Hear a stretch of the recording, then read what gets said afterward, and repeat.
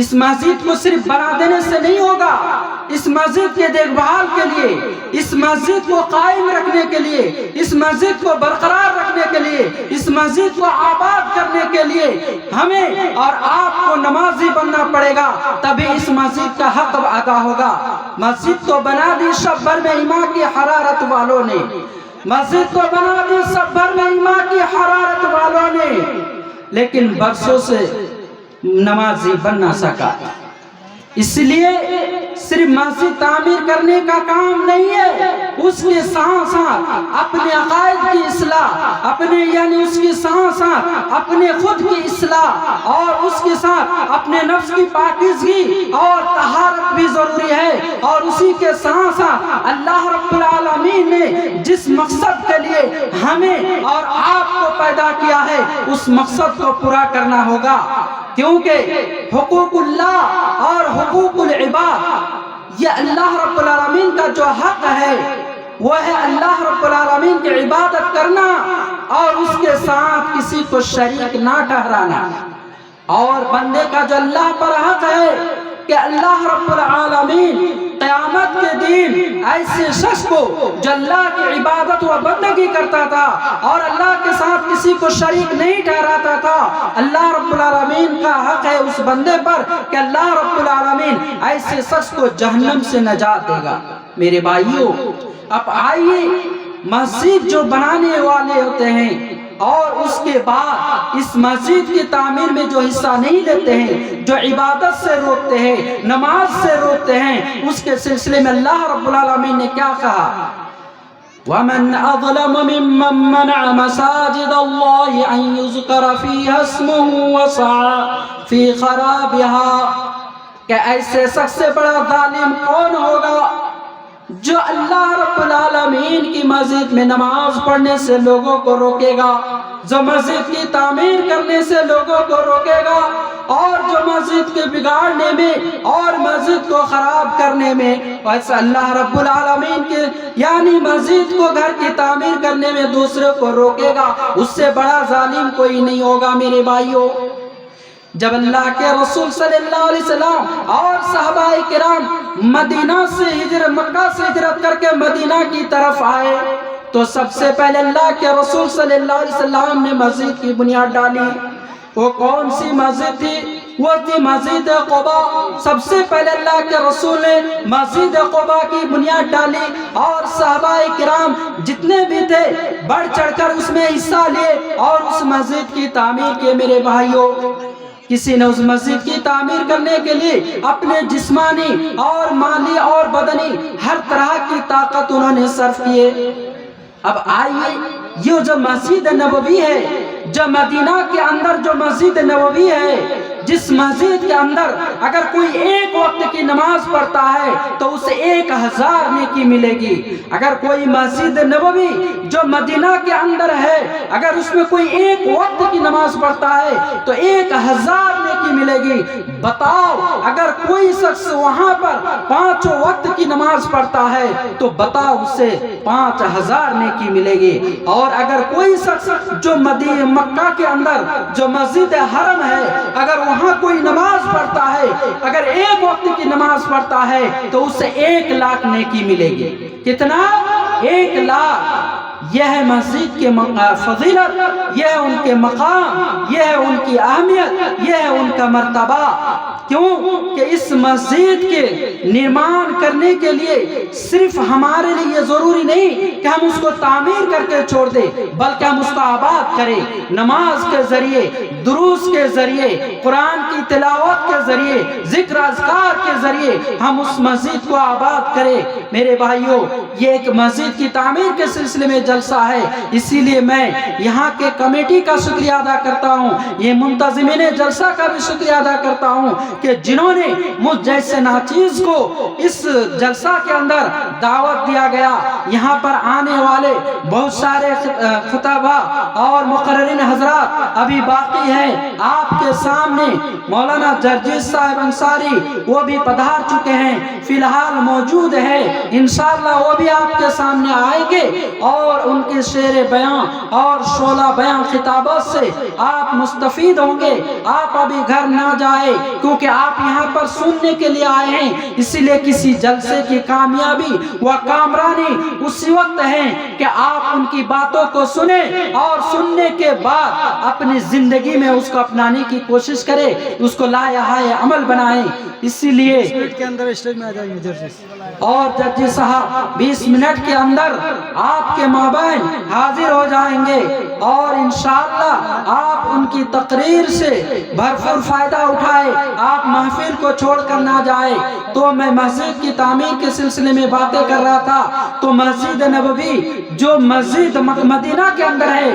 وہاں پر جو مسجد بنائی گئی ہے آپ جانتے ہیں وہ جگہ کن کی تھی؟ وہ جگہ 2 یتیم بچوں کی جگہ تھی. اس 2 یتیم بچوں کی جگہ کو حضرت ابوبکر صدیق رضی اللہ عنہ نے اپنی مالی تعاون سے یعنی اس کو خرید کر کے یعنی اس کو اللہ کے لیے وقف کر دیے. میرے بھائیوں وہیں پر مسجد کی تعمیر ہوئی. پھر اس کے بعد اس مسجد میں جب اس مسجد کی توسیع کی ضرورت پڑ گئی, جب اس مسجد کو بڑھانے کی ضرورت پڑ گئی, جب نمازی زیادہ ہو گئے, جب مصلی زیادہ ہو گئے, تو پھر اس کی توسیع کے لیے حضرت عثمان غنی رضی اللہ تعالی عنہ نے جو ان کے باقی جو ان کے اطراف میں جو جگہ تھی اس جگہ کو بھی خرید کر کے مسجد کے لیے وقف کر دی. یہ صحابہ کرام تھے جو مسجد کے لیے اپنے مال اور دولت کو صرف کر دیے اللہ کی راستے میں, اللہ کی مسجد کو بنانے میں, اللہ کی مسجد کو تعمیر کرنے میں,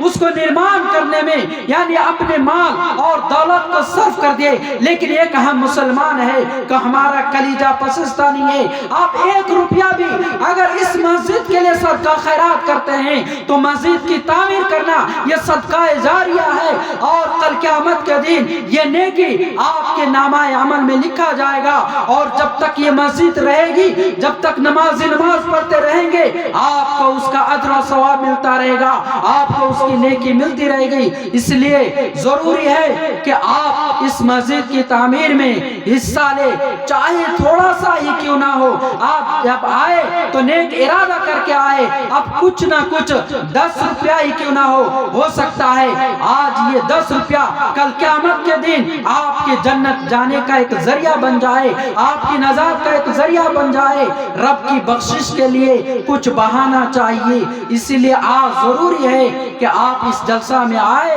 اللہ کے راستے میں آپ صرف کر رہے ہیں, آپ اللہ کے راستے میں خرچ کر رہے ہیں, آپ اللہ کے راستے میں صدقہ خیرات کر رہے ہیں. آپ 10 روپیہ غلط کاموں کے لیے دین میں 100-200 روپیہ اڑا دیتے ہیں, وہ بھی آپ کے نامہ عمل میں لکھا جائے گا کہ آپ کس کام کے لیے وہ روپیہ صرف کیے ہیں. گناہ کے کام کے لیے صرف کیے ہیں تو وہ بھی آپ کے نامہ عمل میں لکھا جائے گا, کیونکہ آپ کے کاندھے پر جو فرشتے ہیں, ایک صبح کے وقت ایک شام کے وقت جو فرشتے آتے ہیں, صبح کا فرشتہ یعنی دن بھر صبح سے لے کر شام تک آپ نے کون سا کام کیے, کون سا عمل کیے, اس کو نوٹ کرتے ہیں. پھر شام کے وقت فرشتے آتے ہیں اور آپ رات سے لے کر صبح تک آپ نے کون سا کام انجام دیے اس کو بھی نوٹ کرتے ہیں اور آپ کے نامہ عمل میں لکھے جائیں گے. اور قیامت کے دن آپ کے سامنے وہ نامہ عمل پیش کیا جائے گا. اسی لیے آپ یہاں پر صبر سے اپنے دامن کو تھامے رکھے, اور انشاءاللہ اس کے بعد جو بھی خطیب آئیں گے انشاءاللہ آپ کو مواعظ حسنات سے آپ بھرپور ان سے مستفید ہوں گے. میں اخیر میں پھر اپنے صدارتی کلمات کے ساتھ میں منتظمین جلسہ اور جتنے علماء کرام یہاں تشریف لائے ہیں اور جو ماں بہنیں یہاں سننے کے لیے آئی ہیں, اور اس میرے سامنے اس اسٹیج میں جو دینی ملی بھائیوں, نوجوان, بوڑھے اور بچے بیٹھے ہوئے ہیں, اللہ رب العالمین میں ان تمام لوگوں کا اللہ رب العالمین کے شکریہ کے ساتھ ان تمام لوگوں کا بھی شکریہ ادا کرتا ہوں کہ اللہ تعالیٰ آپ لوگوں کا चंदा कीजिए 5 मिनट। मुझे जो सदारती कलिमात के लिए बोला गया था तो कह रहे हैं कि मुझे और भी 10 मिनट चलाना है, तो मैं यूसुफ अलैहिस्सलाम के जो यहाँ पर किसी के बाइक की कुंजी अगर गुम हो गई हो तो स्टेज पे आके ले सकते हैं, यहाँ पर वो कुंजी मौजूद है। हजरत यूसुफ अलैहिस्सलाम का जो वाक़या है वो नौजवानों के लिए मशाल राह है, क्योंकि वह हजरत यूसुफ अलैहिस्सलाम जिनके भाइयों ने छोटे में हजरत यूसुफ अलैहिस्सलाम को एक बयाबान एक जंगल की तरफ लेके गए और वहां जाकर उनके साथ यानी खेल रहे थे। तमाम भाइयों ने हसद के तौर पर वहां से उनको लेके गए और ले जाने के बाद हजरत यूसुफ अलैहिस्सलाम को कुएं में डाल दिए। कुएं में डाल दिए उनको, भाइयों ने हजरत यूसुफ अलैहिस्सलाम को कुएं में डाल दिए। उसके बाद उन्होंने में से भाइयों ने मशवरा किया कि हमारे अब्बू को क्या जवाब देंगे, हम उनको क्या मुंह दिखलाएंगे, हमारे अब्बू को कैसे मनाएंगे। तो उन्हीं में से किसी भाई ने कहा कि एक मेंढा को ज़बह किया जाए और उसके खून से हजरत यूसुफ अलैहिस्सलाम को कुर्ता को रंग दिया जाए। तो उनके भाइयों में से एक ने कहा कि सही बात है कि हमारे अब्बू कह रहे थे कि तुम लोग यूसुफ अलैहिस्सलाम को लेके जाओगे तो हो सकता है कि उसको भेड़िया खा जाएगा, तुम लोग खेल में मस्त हो जाओगे, तुम लोग खेल में मशगूल हो जाओगे और हमारे बेटे की तरफ तुम्हारा ध्यान भी नहीं रहेगा और उनको भेड़िया चीर फाड़ के खा जाएगा। ये बात उनमें से किसी ने कहा। उन्होंने ऐसा ही किया और इस तरह करके एक मेंढा को ज़बह किया और यूसुफ अलैहिस्सलाम को क्या किया, एक कुएं में डाल करके उस कुर्ता को खून में लथपथ करके उसको घर लेके गए और उसके अब्बू के सामने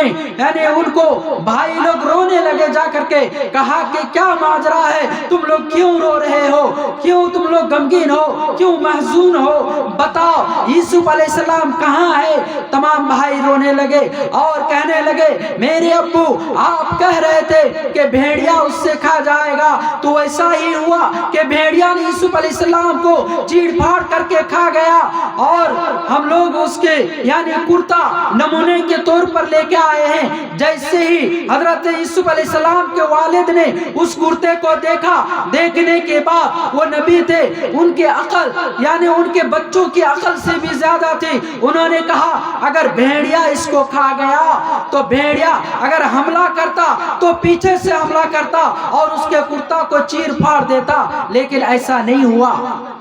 चुनांचे भाई लोग आराम से सो रहे हैं। यूसुफ अलैहिस्सलाम के वालिद यानी उसको नींद नहीं आ रही है, बिस्तर पे लेटे लेटे करवट पलट रहे हैं, बदल रहे हैं और उनको यकीन नहीं हो रहा है कि यूसुफ अलैहिस्सलाम को भेड़िया चीड़ फाड़ कर खा गए हैं। चुनांचे यूसुफ अलैहिस्सलाम के लिए उनके वालिद मोहतरम दुआ करते हैं। फिर सुबह होती है, फिर वहां से काफिला का गुजर हो रहा है और देखा कि उन काफिले वालों को प्यास लगी तो उन्होंने अपने प्यास को बुझाने के लिए उस बयाबान उस जंगल में उस सहरा में उन्होंने पानी की तलब के लिए उस कुएं के पास गया। जैसे ही कुएं के अंदर बाल्टी को डाला तो कुएं से पानी निकलने के बजाय देखा कि कुआं बहुत भारी है और उन्होंने उस बाल्टी के अंदर से देखा कि एक नौजवान बच्चा निकला और वो शख्स डर गया, हैरान में पड़ गया। अपने साथियों का आवाज दे रहे थे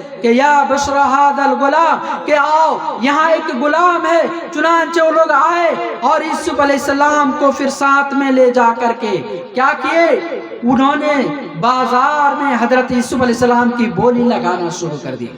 यूसुफ अलैहिस्सलाम को बेच दिए। फिर वहां से बादशाह उसको खरीद करके अपने मंजिल में अपने घरों में उसको ले करके आते हैं और लाने के बाद उनके बीबी यानी यूसुफ अलैहिस्सलाम यानी बादशाह यूसुफ अलैहिस्सलाम को बादशाह की बीबी के हवाले कर देता है और कहा कि यूसुफ अलैहिस्सलाम को देखभाल करना। लेकिन यूसुफ अलैहिस्सलाम के हुस्न और उनकी खूबसूरती को देख करके बादशाह की बीबी की नीयत बिगड़ जाती है और उन्होंने यूसुफ یوسف علیہ السلام کو غلط کام کے لیے انہوں نے دعوت دیتی ہے، لیکن یوسف علیہ السلام ایک اللہ کے نبی ہے، انہوں نے اپنے مالک کی امانت میں خیانت کرنا منظور نہیں سمجھا، انہوں نے اس سے بری سمجھا، انہوں نے اللہ کا سے خوف کھایا، پیچھے سے یوسف علیہ السلام کو کرتا کو پکڑا، لیکن یوسف علیہ السلام بھاگ گئے اور انہوں نے برائی سے بچ گئے۔ اس کے بعد جب بادشاہ گھر میں آیا،